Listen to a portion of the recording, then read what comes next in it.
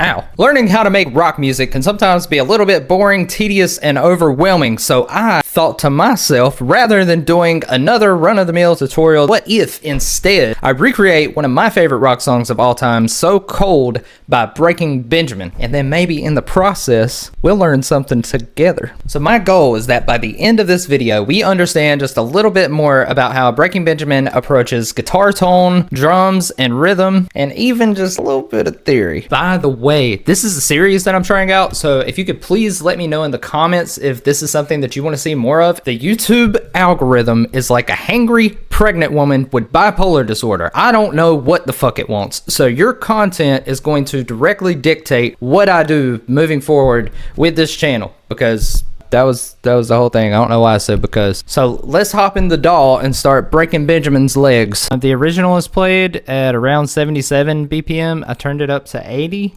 And the original key is C minor. I've just brought it up 2 semitones, so it's in D minor now, so I don't get a copyright claim.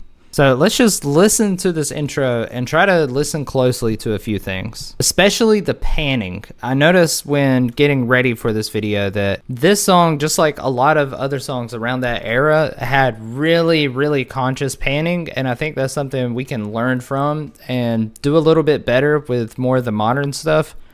Because I feel like that art has kind of been lost in the past decade. But yeah, let's just give it a little listen.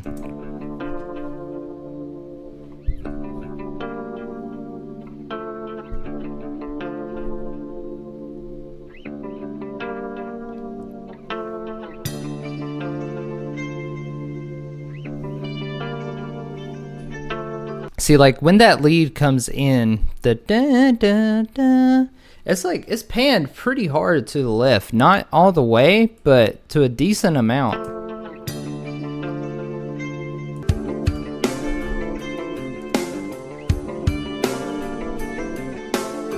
I've never been able to tell if it's a guitar or bass. I think it's a guitar though. But when that comes in, that's panned like hard right.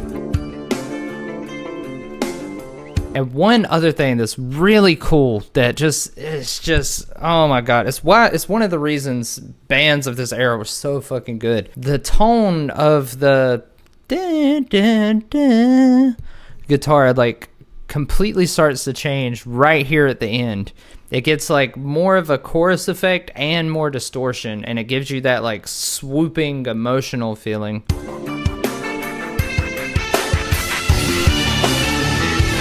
This is seriously one of my favorite songs of all time. So first, let's recreate this first guitar.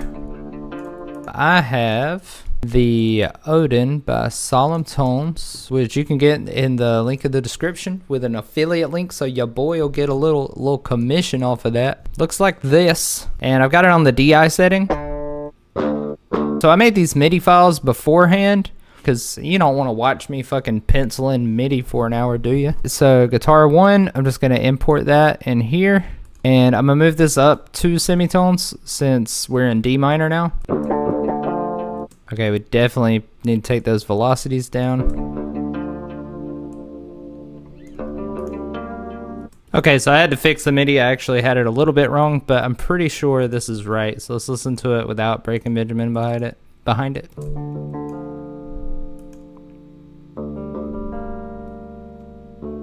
Let's make these lower notes a little bit less in velocity. It's kind of loud. Let's fuck up the timing a little bit just to give it a little bit more realism.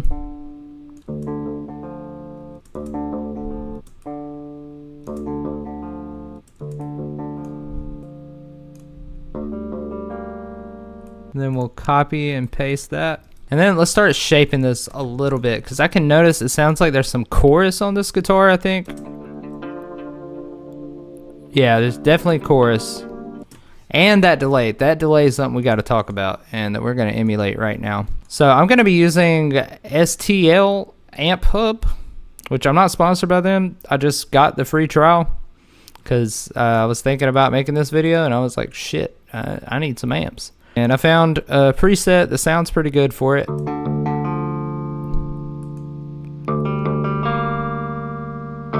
But with the Odin, there's just not much I can do with that low note. So I'm just going to dip out a little bit in the low end.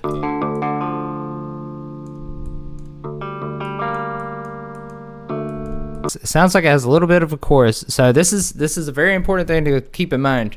Is your like effects chain whenever you're doing guitars, you want all your like crazy effects like pitch shifters and distortions and wah-wah pedals and all that crazy stuff. You want that to come before the amp. I know it sounds like a small detail, but I didn't realize that for so long, and I was like, why can I not get my guitars to sound cool? And that was the whole reason. I was putting effects on after the amp. I think reverb after the amp is definitely better. It's probably what you do. Yeah, definitely put reverbs and delays after the amp, but for the weird effects like chorus, you want to have it on before. Take this mix all the way down to nothingness, and we're gonna see if we can make it sound cooler.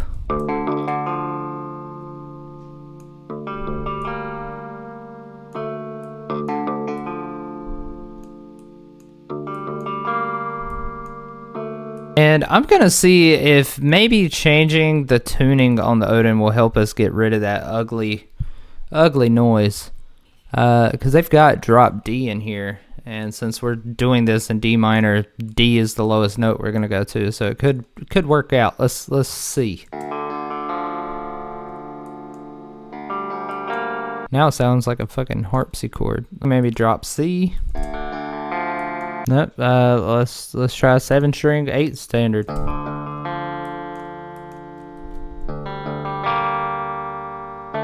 I like that better, but it's still, maybe we can change the pickup. Let's try it on the neck. There we go. Yeah. Another thing with this is the delay. So in the original, you can hear this like,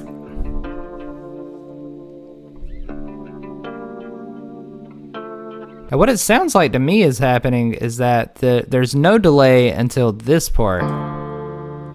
Like, either the delay is really quiet or it's not there at all in the beginning. Let's find it right here, I think.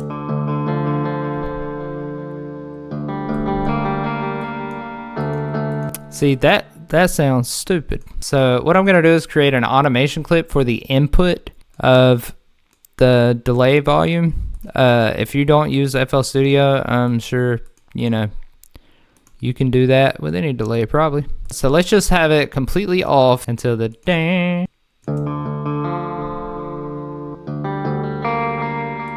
And this seems to be ringing out a little bit too long, so let's dial the feedback down some.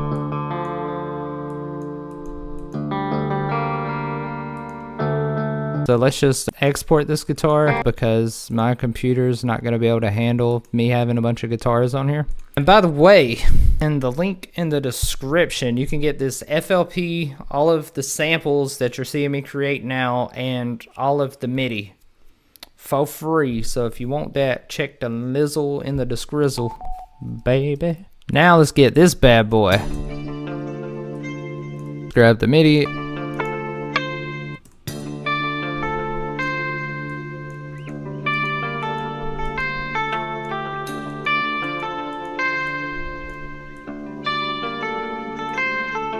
And I'm gonna bring those velocities down, and don't worry, you'll be getting the MIDI that I'm fixing now, not the raw MIDI we started with.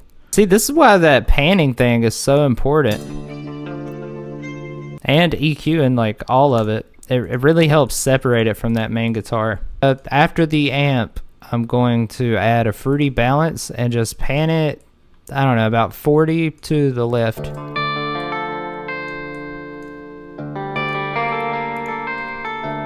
And let's try to fuck with the Odin.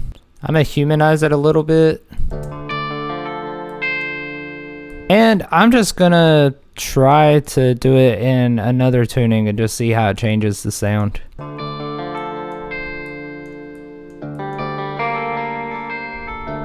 And it sounds like these notes are too high in velocity, so let's bring those down.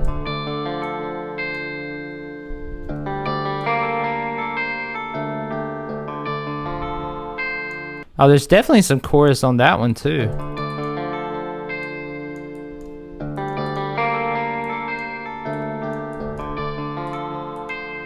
And I'm also going to go ahead and put a lot of reverb on it, so the changes we make to the amp will, you know, make sense in context.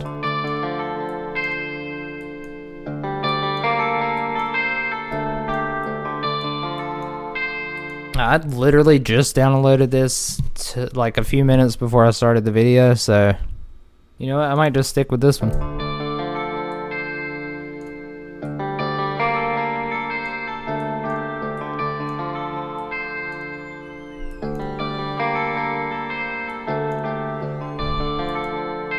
Alright, now we can export that. And then we're about to move on to my favorite riff, the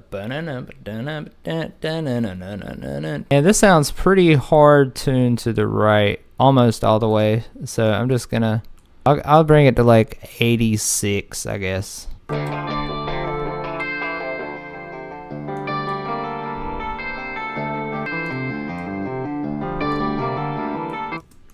Alright, this sounds like it needs a little more gain on it.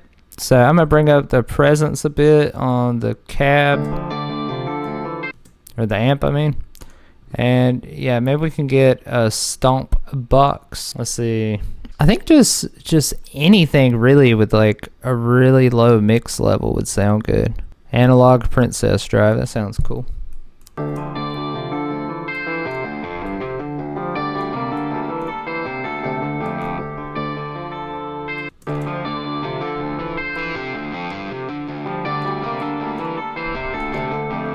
Sounds almost palm muted in the original. Now let's turn up this humanize knob a little bit.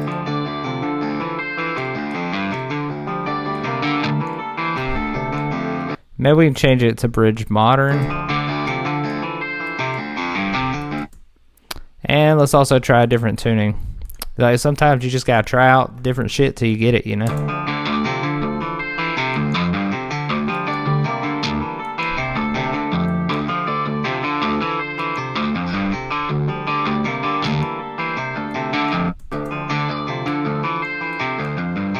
This part where there's like a little bit of a rest in between, I'm gonna add some like dequantization to it because that's where timing would get fucked up like in real life.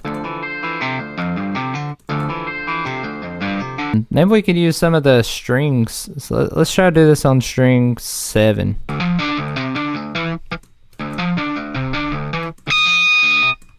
Jesus.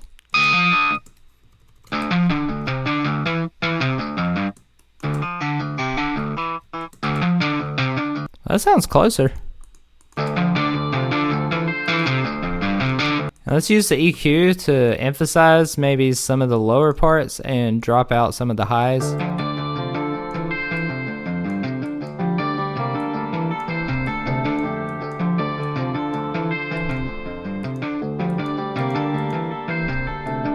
And now we can export that guitar. And that part's gonna sound a lot cooler with the drums because the drums really emphasize the rhythm of that riff. All right, now the last thing for the guitar in the intro before the break is this little doohickey right here. I figured I would just do that completely separate because like a completely separate guitar because the tone changes so much. Like it happens immediately and then gradually gets more intense. Like right here is completely different from right here. It sounds like a different guitar or lead. It almost sounds like a synth. All right, so let's get that back pan to the left around 40. So you can hear like a lot more chorus at that part. So let's turn that chorus up.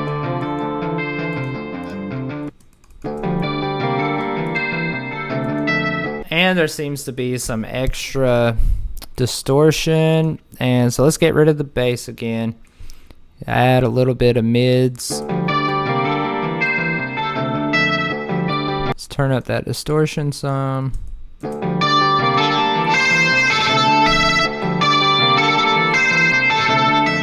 All right, let's get rid of some of the low end.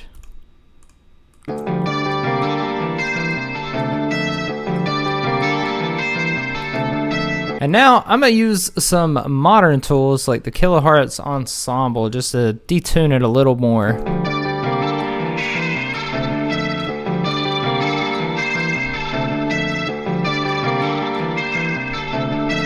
Might be a little crazy on the distortion. Yeah, I'm pushing it way too hard. I like shit to sound heavy.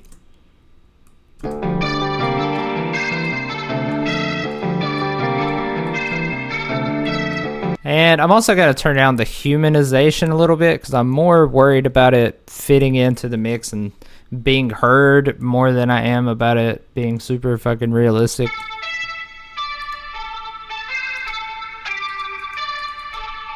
Once we add the drums, it's gonna help tie like all of this together.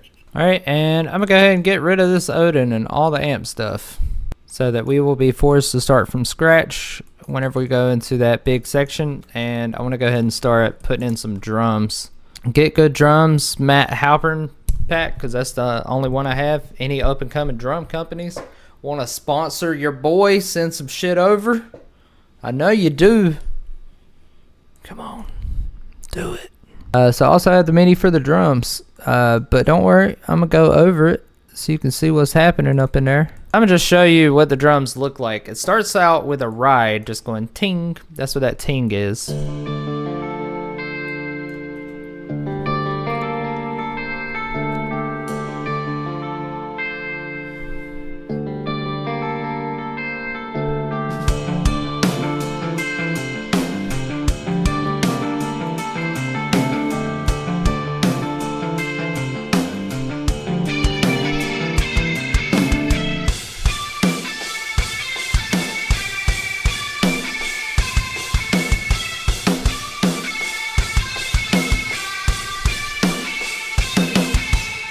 So yeah, that's what the drums sound like, but let's fix them a little bit. They're super quantized and not very realistic, so let's just fix that. And I would imagine this ride being hit very softly. So let's turn that down some.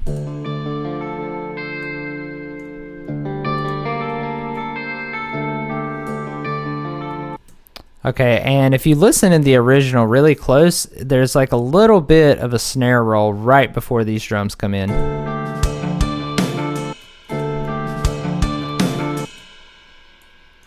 Alright, so I'm going to take this ride and make it a little less in velocity also.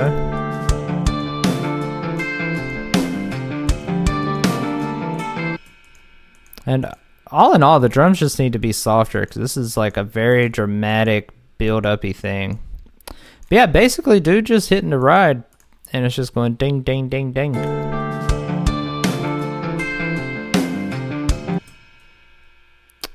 And so first of all, these kicks are a little too loud.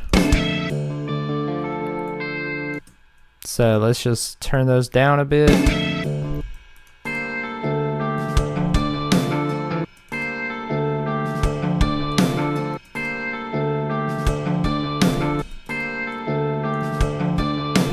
I like that pattern right there. Having the first kick be a little bit louder than the second kick, I think makes it sound realistic. And another rule of thumb I like to go by is I like to keep my low end really, really tight, like rhythm wise. Like kicks and basses, I like to just pretty much always have those on the grid. And I don't know if that's just a personal preference or what, but I just think it helps glue everything together and not sound too all over the place. You know, you don't want it to be so human that it's making mistakes. Like, I know we're obsessed with making it sound real, but like, I mean, how realistic? Do you want it to sound like a drummer you found on Fiverr or Craigslist, or, you know? So let's bring down the snare velocity.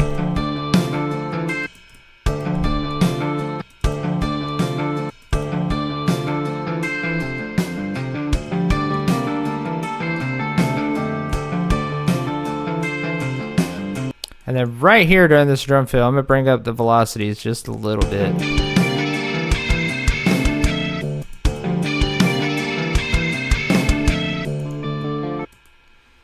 And And now I am going to dequantize the snares a little bit. I'm just going to make them all a little bit late. Maybe have some of them on beat.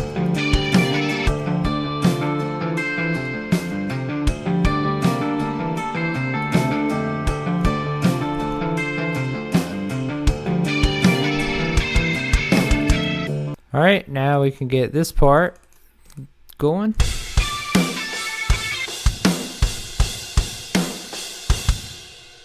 I pretty much want to push these velocities as high as they can go on the kicks.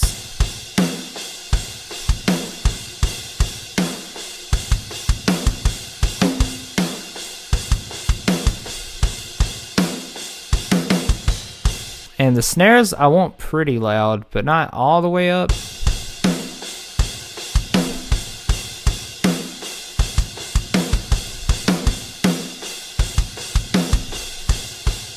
And let's edit the velocities of the cymbal, the crash a little bit too.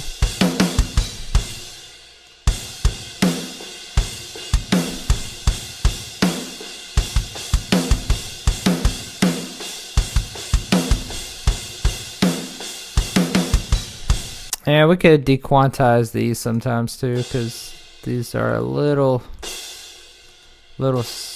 static.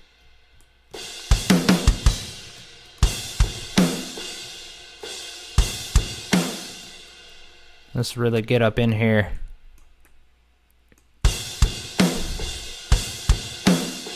All right, cool. Now we can start working on this part. I don't know if you can tell, but that guitar that's doing like the main riff, but with sounds like power chords, it's also panned to the right some, and that lead is still panned to the left. See, back in the day, that's how you had to get width. So that's guitar 3. So I'm gonna just bring that MIDI. Now, I think we might be able to get away just with using the Odin's built-in tone. If we do a couple of other things also. Let's make this unique. Guitar 3 break.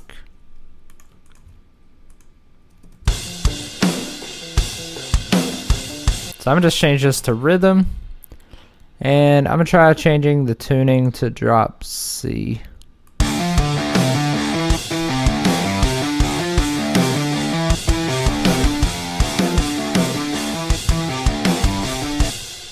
Wait, is that? I think it is power chords.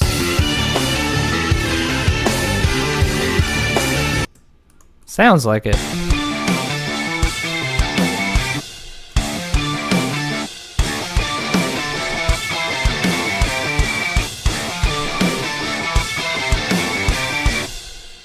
Let's try it with power chords. I'm gonna just use G sharp 0, I believe, is the auto power chord.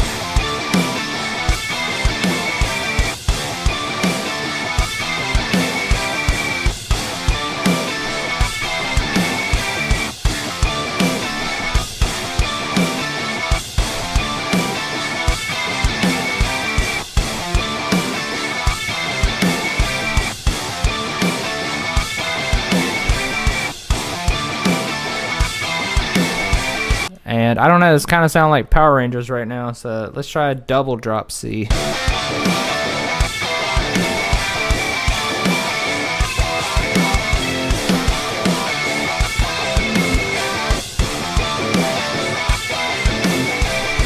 When it sounds the most fake to me is on the higher notes, so I think we should make all the higher notes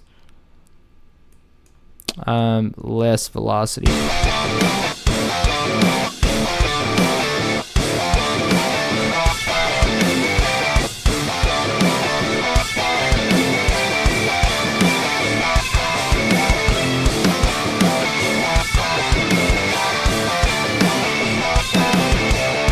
Let's just try forcing a couple of different strings and see what happens.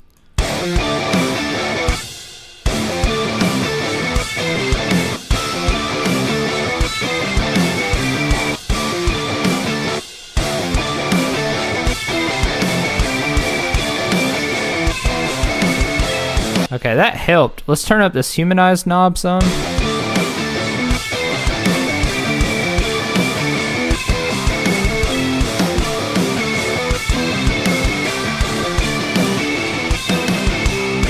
Alright, I'm just gonna go to this pan and just make them both center. Then I'm gonna export that, and then I'm gonna layer it with a different tuning and maybe on a different string. That's the only real way I've found to get like realistic stuff with the metal guitars, is like you really gotta like layer them up. And I learned that a lot from dubstep, because a lot of these leads and basses would just be like an amalgamation of just fuck tons of like tiny layers that are all adding up into one thing. You can do that too with like if you have a bunch of shitty piano libraries and you want them to sound better. If you layer them and EQ them differently, you can get like a really cool sound that sometimes you can make it sound realistic, which is harder to do, but more so you can give it just like a specific cool sound, and it can be like whatever you want it to be. So guitar break 1, pretty hard, right? But not like all the way. We'll go to like 74, I guess, something around there.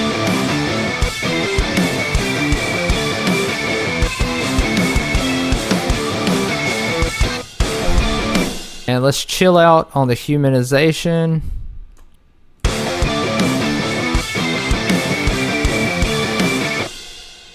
And let's take away this fourth string.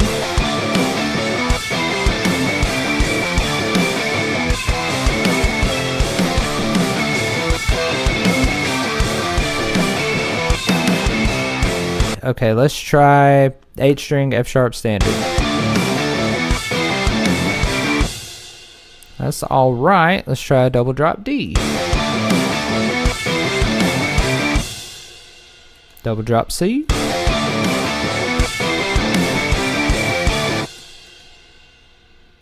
Seven string B standard. Nope. I kind of liked this one the best.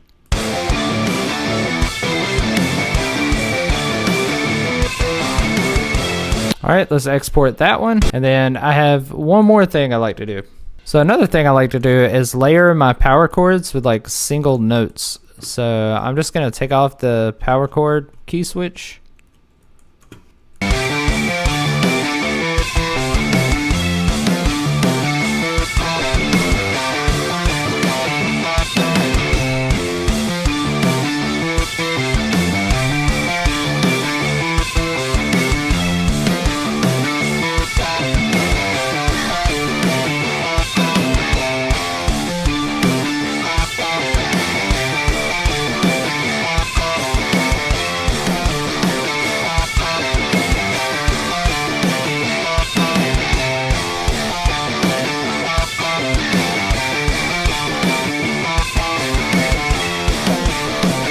And I can switch up the timing a little bit on some of these parts so that it mirrors what would actually happen if you were really multi-tracking guitars. You know, the timing wouldn't always be perfect between them.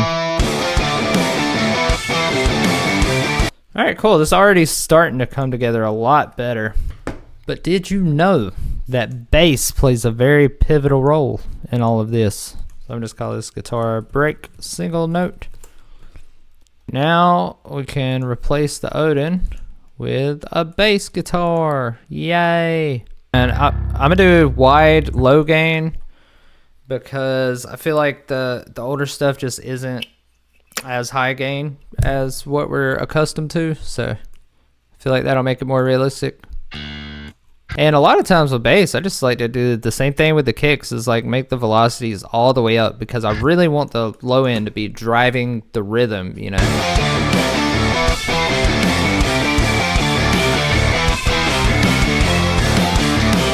So I'll go ahead and export that bass. And then we do need to add like a quieter bass at the very beginning whenever that ride comes in. Make it all dramatic. Play it as softly as it'll let me play it.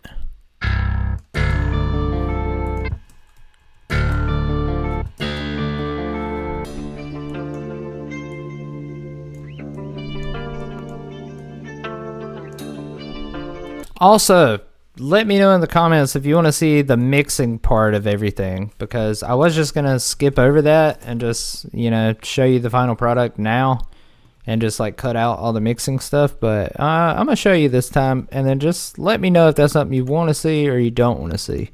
I'm assuming the more information the better, but I don't know, because I'm not inside your brain. So first thing I do with mixing with the drums is I do something a little weird. I don't route everything inside of FL Studio. I actually like to bounce everything out kind of separately. Yeah, I've just had trouble routing this in FL, and then this has just been what I do. So I muted everything except for the cymbals. So I'm just gonna export all the cymbals by themselves. And then I do the same thing for the kick and snare, except I do something a little different. Let's go ahead and mute all the shambles. And then I'll go to the kick, and I'll only have these first two mics on. Or no, just the first one. Just like the direct kick. I just like to have only the kick and only the snare with no room. And then afterwards, I will process the room and overheads together and kind of blend that in with the dry signal of the kick and snare, because you won't be able to get it to punch as hard if you're fighting the room. You know, if you make reverb punch hard, it's gonna sound messy. I mean, you can do it for an effect, like with a snare bomb. It's actually cool to put compression after a bunch of reverb on a snare, but in this case, just for trying to get it to hit as hard as possible, we don't want to do that. But then export the snare and kick rooms together. This is actually the same exact thing I did in my Animal I Become video. I'll put that on a card or something. But yeah, I just do the kick and snare together because I'm kind of like, fuck it, why not? I'm trying to get this song out. I ain't trying to be mixing all fucking day. And the snare rooms, I mean, what's the point of them? It's the whole point is just to make them sound bigger and to make them sound real. And you don't have to get too into the processing to make it sound super real and super good. I mean, we got like crazy tools available now. You can pump out shit fast if you want to. Like, you don't have to get super nitty gritty into everything for it to sound good. It's designed to sound good already. Get-Go Drums did like 90% of the work for us. Okay, so the very first thing I do is create a bus for my kick and snare. That's something I learned from dubstep also. A lot of like heavy dubstep, you know, the most important thing is just that your drums are slamming. So a lot of people will put the kick and snare in a bus and like crush it.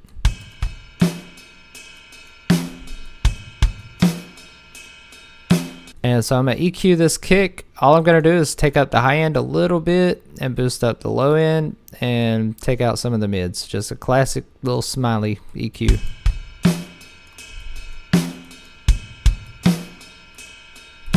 And a good thing to do with your snare, there's this ugly ass frequency around 300 hertz. Or it depends. Like, okay, your main tone of your snare is like, let's say it's right here. And then there's the ugly one that's usually right after that.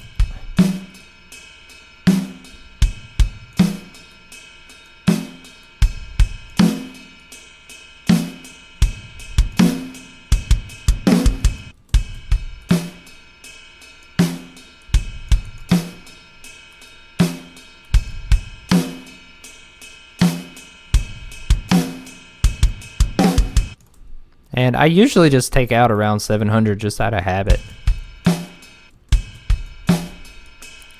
You might not always need to, it has a better sound to me.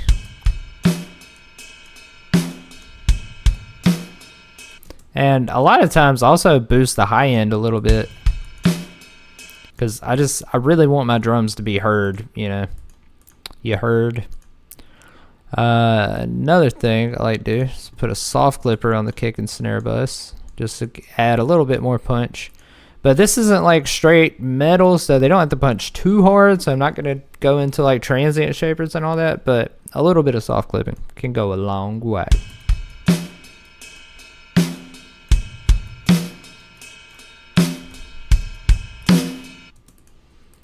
Alright, and last thing, let's take these cymbals, and I like to get rid of a lot of low end.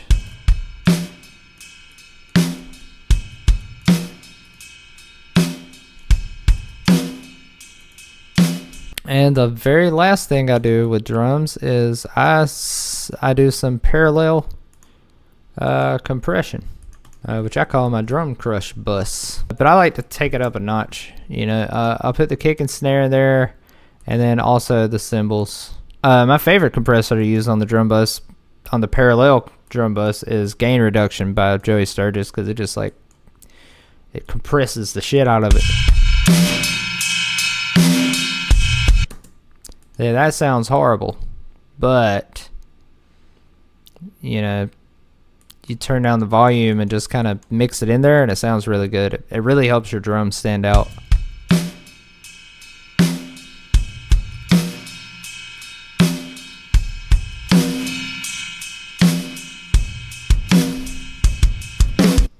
Then I like doing noise gate after all of that compression, because it really starts to make the low end from the kick and toms and stuff like that build up. So I just use Fruity limiters. They have a noise gate preset. I just use that. Oh, that's right. I don't think I usually put the cymbals in there. It's been a while.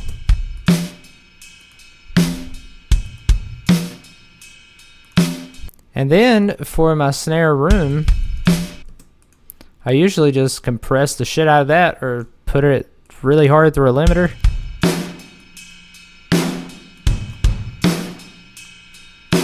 And I just get rid of the super duper low end.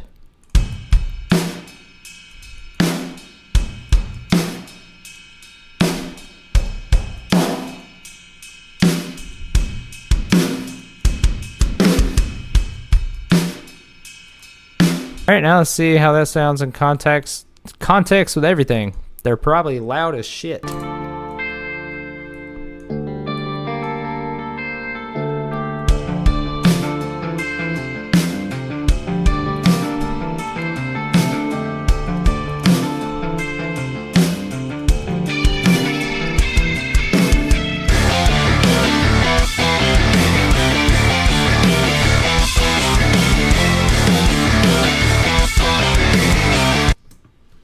Alright, it sounded pretty good. We just need to fix these guitars and the relationship with the bass.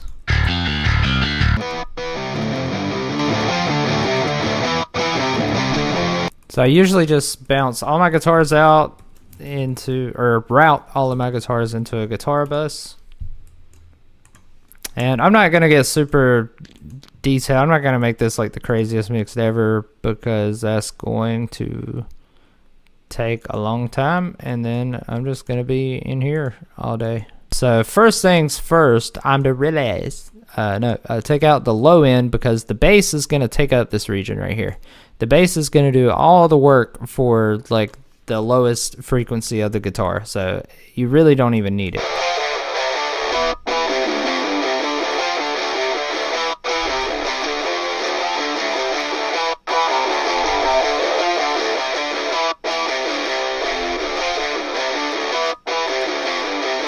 And if we just add a little bit of reverb to those, I think it'll make it blend in better and sound a little more realistic. At least it's like in a space.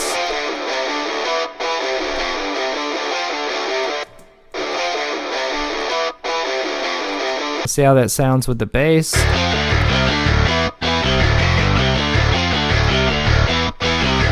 I'm not gonna lie, I'm kind of disappointed with how these guitars turned out. I'm more of a beast with Hydra than Odin, but I've been trying to use Odin more because it's like so much less CPU intensity. But in real time, what I'm thinking we can do to hide it is like, how do we know it's fake? We know it's fake by, I feel like the upper mids, we can hear the fucking, I don't know, the little artifacts that give it away, you know. So I'm thinking if we hide that and then emphasize the bass clink, I feel like we can get it sounding more realistic. So what I feel like is the unrealistic region in this particular song right now is from like 1K to 3.5.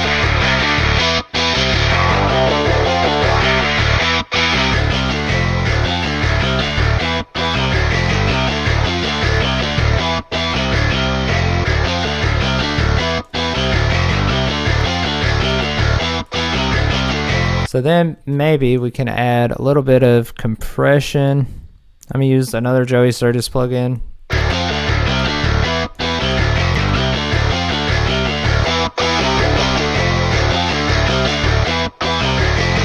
And let's scoop out some of the mids, like regular old mids from the bass. And we're also gonna take out some of the subby low end in the bass because our kick is taking up the sub.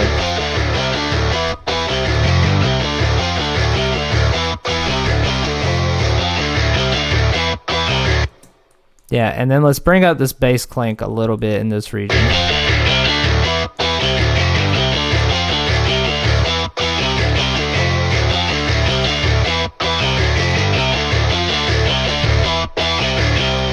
Another thing I'm gonna do is automate the volume on just like all the drums. That'll be a lot easier than playing it quietly. So one thing I like to do is I like to find what volume I want it to be at a certain part, and then just automate the mix of a utility plugin like Fruity Balance. That just so I don't have to be as finicky with it with the automation. I feel like it saves me a lot of time. So I'll just like fuck around with it.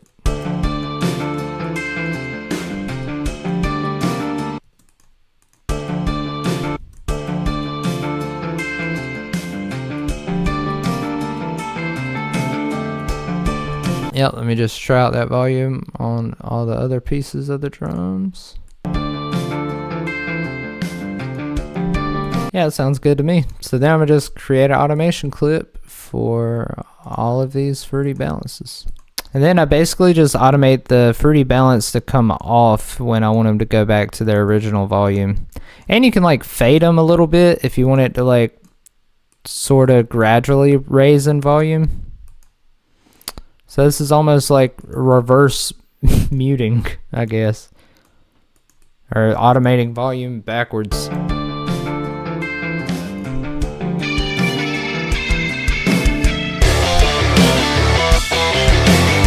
There's one more thing we gotta do. You hear that little effect like the...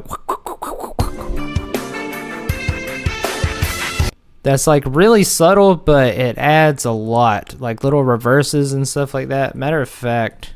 I don't know if they have a reverse in here, but you bet your ass we are going to.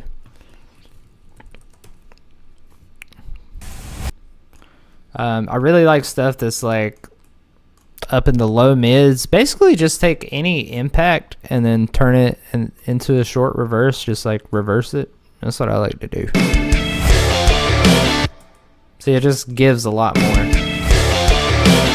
Now, I don't know exactly how that effect is made. It sounds like it's made with noise to me, though. So I'm just going to grab Serum, not even Serum 2. No, sir.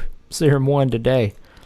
And I'm going to just use the noise oscillator and turn it to bright white. Because it sounds to me like a rhythmic noise sample that's like changing in pitch and being filtered.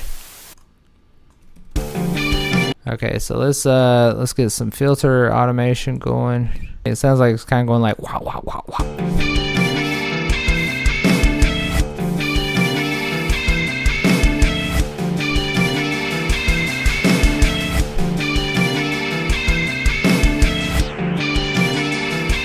Yeah, maybe the pitch is going down to up. I'm also gonna automate a high pass on it. 1, to get rid of the low end, and 2, to add to the effect a little more.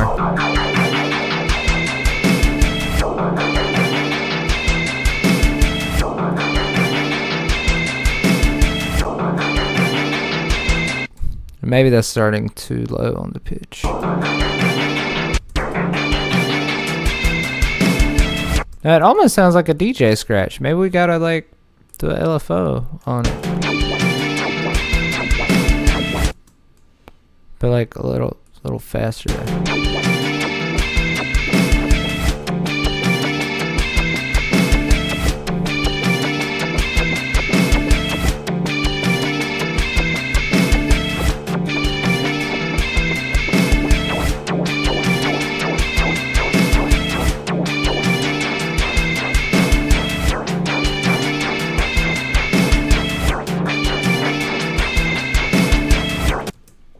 I think we just figured out Linkin Park secret. And I'm gonna throw a shaper box on it too. That you could use gross beat or any type of volume shaper or gate, but volume shaper is just my go-to.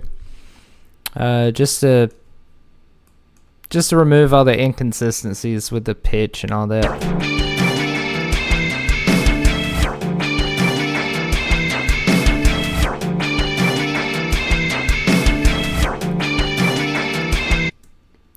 And we might as well throw a chorus on that, because that seems to be a big thing with this song is chorus.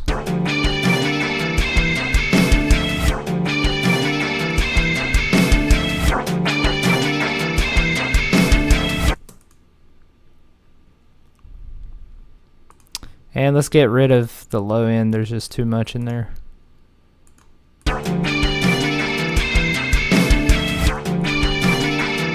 And fuck it, let's add some more stuff to it, because this is like a lot of what I'm good at and what people like me to do is like post-production type of stuff, like adding final touches and things like that. So that's like mainly what I consider myself an actual expert in. So things like noise sweeps and risers, reverses, impacts, all of that stuff I feel like is very important. So one that I use a lot is kind of my go-to when I just, you know, need to throw something in there. It's from Virtual Riot. It's a great one.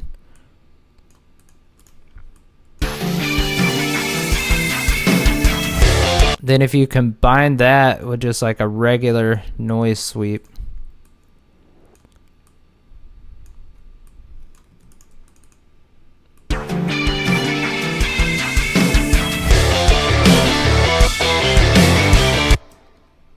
then you just get a little bit of a riser also. Yeah, anything will work, bro. Just, you know, something rising in pitch. It ain't even that deep, bro. Another thing I really like to do is add a cymbal anytime there's like a big moment. Just something like this.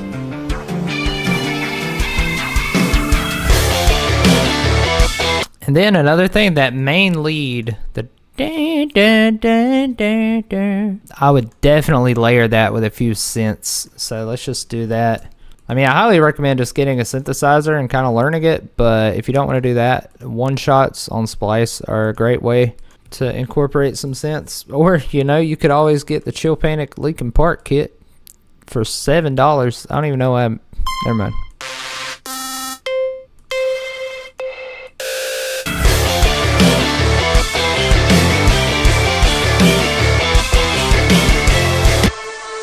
See, it feels like it's not adding a lot, but like you take it away and put it back. And then I would just add a lot of reverb to it.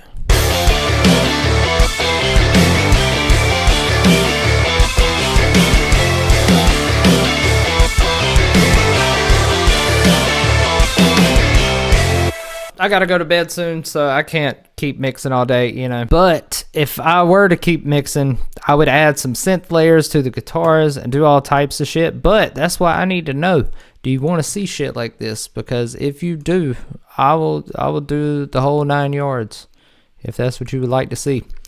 But all right, I present to you So Cold by Breaking Benjamin. And don't forget to check that Lizzle into the Scrizzle to get this FLP samples and MIDI for free.